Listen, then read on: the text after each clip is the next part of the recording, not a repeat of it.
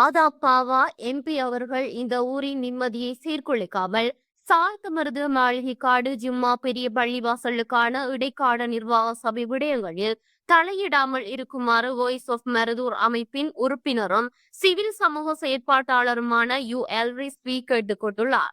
அப்பாறை மாவட்டம் சாய்ந்தமருது மாளிகைக்காடு ஜும்மா பெரிய பள்ளிவாசலில் தற்காலிகமாக இடம்பெற்றுள்ள இடைக்கால நிர்வாக சபை சம்பந்தமாக விசேட ஊடக சந்திப்பொன்று செவ்வாய்க்கிழமை 20ஆம் தேதி சாய்ந்தமருது தனியார் மண்டபத்தில் இரவு நடைபெற்ற வேளை மேற்கண்டவாறு குறிப்பிட்டார்.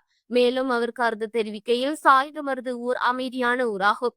கொள்கை ரீதியாக எந்த ஒரு பிரச்சனையும் இல்லாமல் இயங்குகின்ற ஒரு ஊர் இதுவாகும்.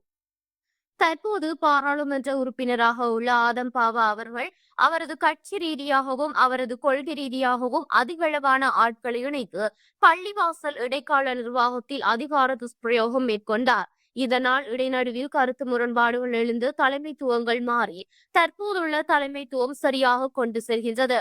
அத்துடன் பின்னர் வந்த இடைக்கால நிர்வாக சபையிலும் 4 பிரஜா சக்தி உறுப்பினர்கள் உள்வாங்கப்பட்டுள்ளார்கள். ஆனால் இந்த பள்ளிவாசலுக்கு கொள்கை ரீதியாக ஆட்களை இணைத்துக் கொள்வதாக ஐயப்பாடு ஏற்பட்டுள்ளது. ஏனெனில் இப்பள்ளிவாசலில் ஏற்கனவே இருந்தவர்கள் ஒரு நிலைப்பாட்டில் ஒரு கொள்கையில் இருந்தவர்கள் ஆவர். இது ஒரு தாய் பள்ளிவாசல்.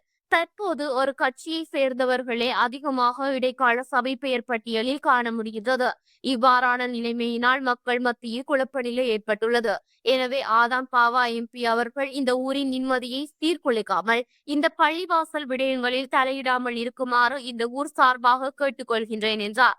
இச்செய்தியாளர் சந்திப்பில் வாய்ஸ் ஆஃப் மருதூர் அமைப்பின் தலைவர் ARM அசீம், வாய்ஸ் ஆஃப் மருதூர் அமைப்பின் செயலாளர் AM ரம்சான் ஆகியோரும் உடனிருந்தனர். தோன்றுகிறது. இப்ப இதை வச்சு பார்க்கும்போது ஆதம்பாவசர் அவர்கள் இந்த ஊருக்கு ஒரு எம்பி ஒன்று நீங்க இருக்கின்றீர்கள். ஆனால் இந்த ஊர்ல நிம்மதி, எங்களுக்கு இந்த ஊர்ல நிம்மதி முக்கியம். இந்த நிம்மதியை சீர்குலைக்காமல் இறைவன் அல்லாஹுக்காக வேண்டி நீங்கள் இந்த பள்ளிவாசலில் ஜனநாயகமாக ஆக்கல்களை தெரிவு செய்வதற்கு சுயேட்சையாக டிஎஸ்சிடம் பாரம் கொடுக்குமாறு, இதில் எவ்வித கையடிப்புங்கள் நீங்கள் நிறுவனங்கள்ல இந்த பள்ளிவாசல் நிர்வாக சபை தெரிவில் நீங்கள் இது கை அடிக்க வேண்டாம் என்று நான் அல்லாஹுக்காக வேண்டி உங்களிடம் இந்த ஊர் சார்பாக நான் வேண்டிக் கொள்கின்றேன்.